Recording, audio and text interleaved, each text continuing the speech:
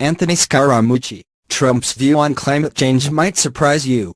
Washington. CNN. Short-lived White House Communications Director Anthony Scaramucci on Sunday defended President Donald Trump's tweet last week on climate change, saying that his actual opinion on the subject might surprise people.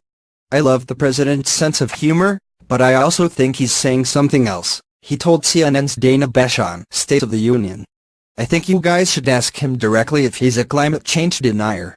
I think you'll find you'll be surprised by that answer."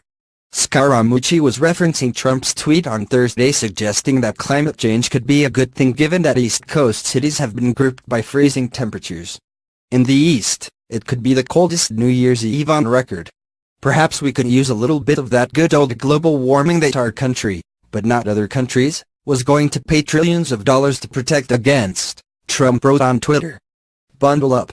Trump's tweet, if taken as a policy pronouncement, would place the president's climate policy further out of step with the vast majority of scientists, who believe global warming is damaging for the United States and the world.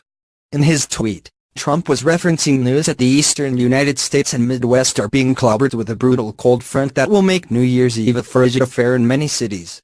In Trump's hometown of New York City, celebrants will gather in Times Square with the temperature around 12 degrees Fahrenheit, but it will feel colder because of the wind chill. Temperatures will likely dip lower on New Year's Day. Scaramucci said he believed the tweet came from Trump himself, rather than his social media director, Dan Scavino. "First off, you can tell that was the president tweeting himself," Scaramucci said. "I am going to give a shout out to my friend Dan Scavino. I know the difference when Dan is tweeting and when President Trump is tweeting."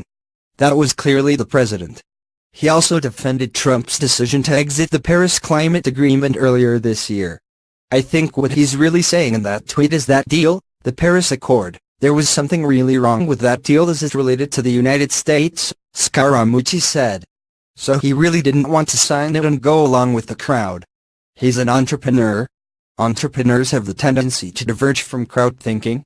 The Government Accountability Office released a report in October that said the U.S. government has spent more than $350 billion over the past decade in response to extreme weather and wildfires, and estimated that the U.S. would incur far higher costs as the years progress if global emission rates don't go down.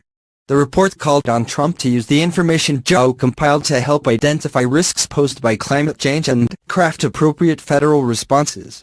Additionally, the Climate Science Special Report released by the federal government in November found no convincing alternative explanation for the changing climate other than human activities, especially emissions of greenhouse gases.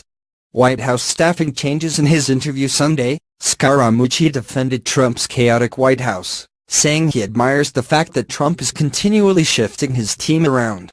"My point on this, and I've said this repeatedly, is that I admire that aspect of the president," he said.